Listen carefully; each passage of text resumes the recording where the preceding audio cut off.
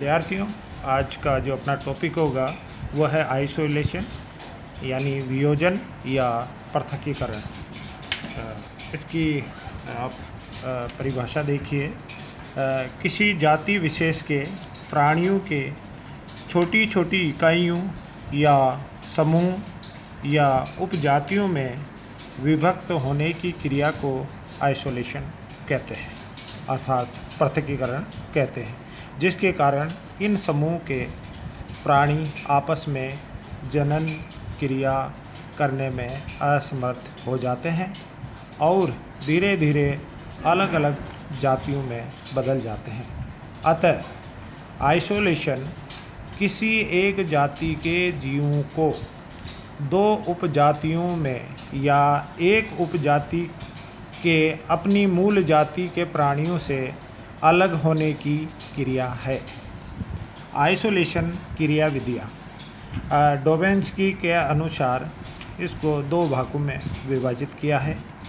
एक है भौगोलिक आइसोलेशन और दूसरा है जननीय आइसोलेशन। भौगोलिक आइसोलेशन के रूप में अलग पॉपुलेशन अर्थात एलोट्रोपिक पॉपुलेशन जैसे ए से बी, बी से सी, सी से डी, इस क्रम में आगे इनका क्रम जारी रहता है। उसी तरह से जननीय या जेनेटिक आइसोलेशन एक ही स्थान पर पाई जाने वाली पॉपुलेशन जिनकी जीनी संरचना में विभिन्नता पाई जाती है अर्थात सिम्पेट्रिक पॉपुलेशन कहलाती है।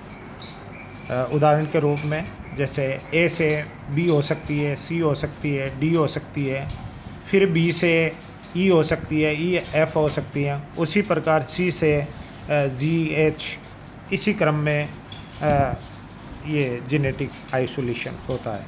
अर्थात जातियों में अंतः प्रजनन को रोकने के लिए आइसोलेशन की सहायता ली जाती है। आइसोलेशन की विधियाँ जातियों के लिए बैरियर का कार्य करती हैं। अतः मैकम ने आइसोलेशन क्रिया विधियों को आधुनिकीकरण के आधार पर दो वर्गों में रखा। एक प्रीमेटिंग आइसोलेशन अर्थात पूर्व संगम वियोजन और दूसरी पोस्टमेटिंग आइसोलेशन अर्थात पश्चात संगम आइसोलेशन या वियोजन या पृथकीकरण। वन बाय वन अपन लेंगे।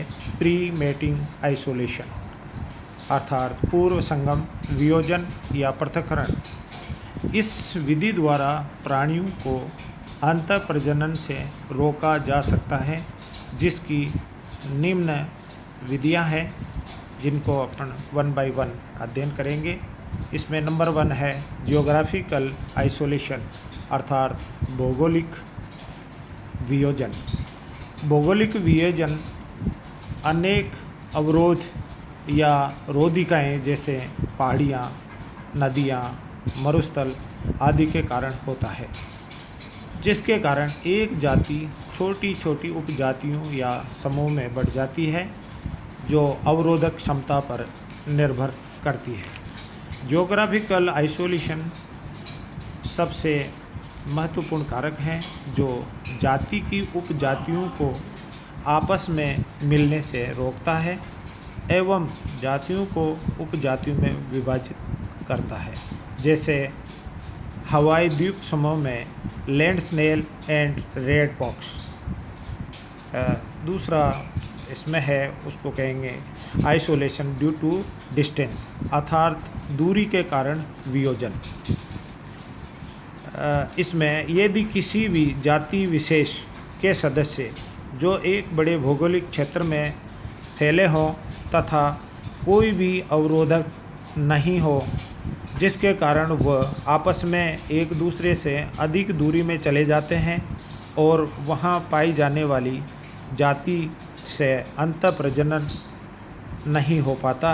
जैसे दक्षिणी अमेरिका में पाई जाने वाली रेंज चिड़िया का में रंग, आकार और स्वभाव के कारण अनेक उपजातियों में विभाजित हो जाती है।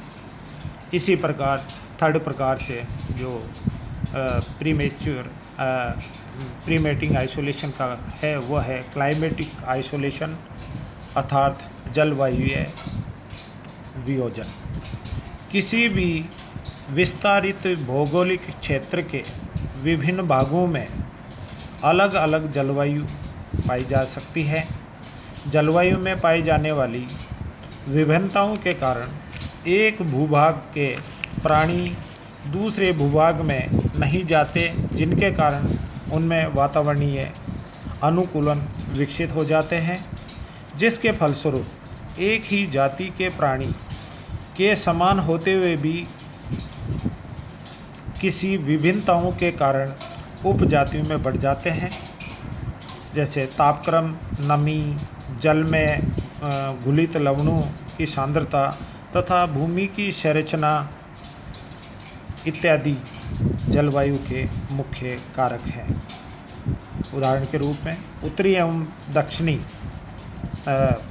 केप कोड का समुद्री जल। नेक्स्ट जो प्रीमेटिंग आइसोलेशन होगा वह है सीजनल आइसोलेशन अर्थात मौसमी वियोजन। प्राणियों में मौसम प्रत्यक्ष रूप से जननांगों के विकसित होने तथा ब्रीडिंग को प्रभावित करता है, जिससे प्राणियों में जनन अंग अलग अलग समयों में परिपक्व होते हैं, जिसके कारण एक ही जाति के प्राणियों में आपस में अंतःप्रजनन नहीं हो पाता। जैसे उलगोरिस द्वीप में पाई जाने वाली सीपिया की दो उपजातियां मिलती हैं, जिनमें एक सर्दी में तथा दूसरी बसंत ऋतु में बच्चे देती है। Next ecological isolation. प्राणियों में भोजन प्राप्त स्वभाव एवं शरीर क्रियात्मक आवश्यकताओं में अंतर के कारण एक ही स्थान पर पाई जाने वाली जातियां अलग अलग आवास के चुनाव करने के कारण आपस में अंतःप्रजनन करने में असफल रहती है। जैसे नेट्रिक्स साइफेडोन जलीय सर्प की दो उपजातियां हैं, एक फ्रेश वाटर में तथा दूसरी सी वाटर में वास करती है, जो आपस में मिलने पर भी अंतःप्रजनन नहीं कर पाती।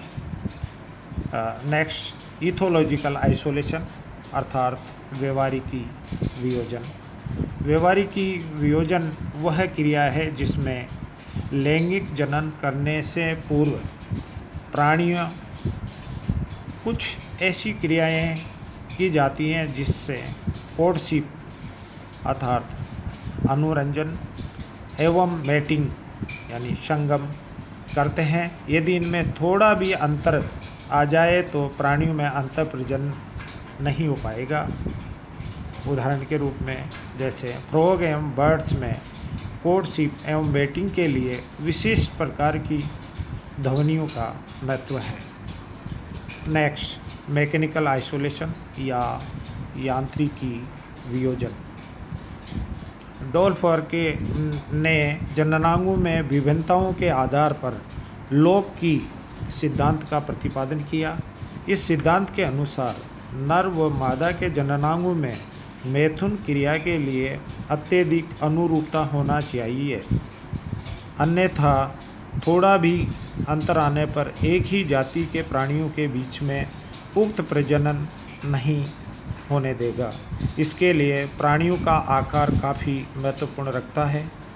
जैसे मादा ऑक्टोड की लंबाई 1.25 इंच तथा मेल गल्फ टोड की लंबाई 2.25 इंच होने के कारण इनमें अंतःप्रजनन नहीं हो पाता।